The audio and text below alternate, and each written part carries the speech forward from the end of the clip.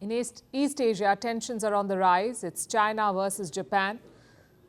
It started as a diplomatic row. The trigger was a remark in Tokyo, but now it's snowballing into a full-fledged showdown. It has now spilled into daily life in both countries, with governments hardening their positions, travelers changing their plans, airlines counting their losses, cinemas adjusting their schedules, and diplomats making urgent trips. All of this is happening over one question. And what is that question? What happens if there is a crisis in the Taiwan Strait? That was a question. Japan answered it. China did not like it, hence the meltdown. Earlier this month, Japan's parliament discussed this hypothetical crisis. What if China attacked Taiwan? What would Japan do if China attacked Taiwan?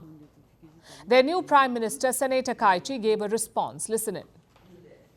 If China were to deploy battleships and involve the use of force, I believe this could be deemed a situation threatening Japan's survival.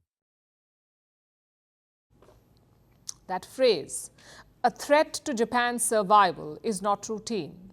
It is a legal term in Japan's security framework. It opens the door to Japan using force in extreme cases. So the remark carried a lot of weight, and it marked a clear shift, a shift in how openly Japanese leaders now speak about Taiwan. Beijing's response came quickly. It summoned the Japanese envoy. It demanded that Prime Minister Takaichi retract her remarks. They said her words violated the One China principle. Beijing said Tokyo was damaging bilateral ties.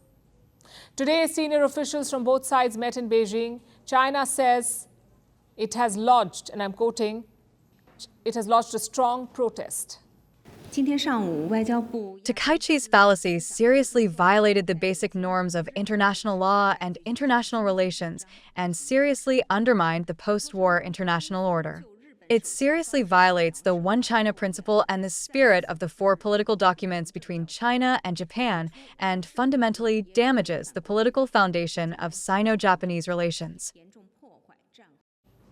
Tokyo has pushed back against this, but it's also being careful. It says Takaichi's comments do not change Japan's official policy. And what is that policy? The One China policy. There's One China and its government is in Beijing. That is Japan's policy. It's been in place since 1972. But here's the catch. Japan also maintains working ties with Taiwan. Taiwan is self-governed with its own constitution, its own military and its own currency. Its political status is complex. Most countries in the world do not recognize Taiwan as a separate nation. Japan, too, does not officially support Taiwan's independence, but it also opposes any change in the status quo by force. This balancing act has guided Japan for decades. So when Tokyo says nothing has changed, it means this balance still holds. But China is upset, and it wants to make its displeasure felt. So it issued a travel warning against Japan. It told Chinese citizens to avoid traveling to Japan. Why? Because the remarks from Tokyo had created quote-unquote safety risks. That's what Beijing said. There are safety risks, so don't go to Japan. And the impact was immediate. Chinese airlines began offering full refunds. Chinese passengers cancelled their trips in large numbers. Reports say nearly 500,000 tickets. 500,000 tickets have been cancelled in just a few days. On some days, cancellations outnumbered new bookings by 27 times. And sure enough, Japan felt the blow. Because Chinese tourists are among their biggest spenders.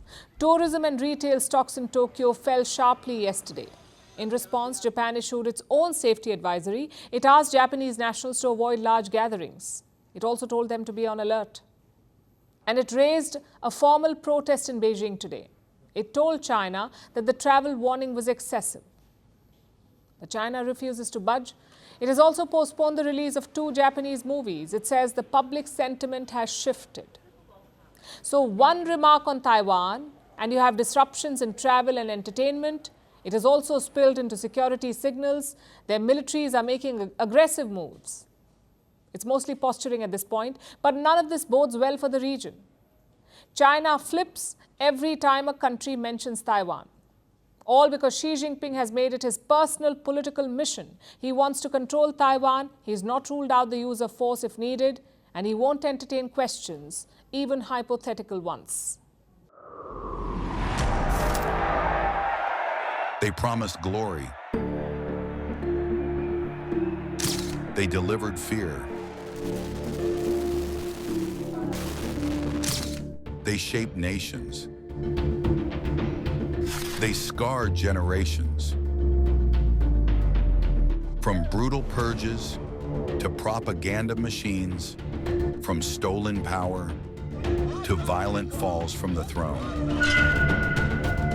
Welcome to The Dictator, a series that strips away the myth and then exposes the men behind the tyranny. History remembers their power.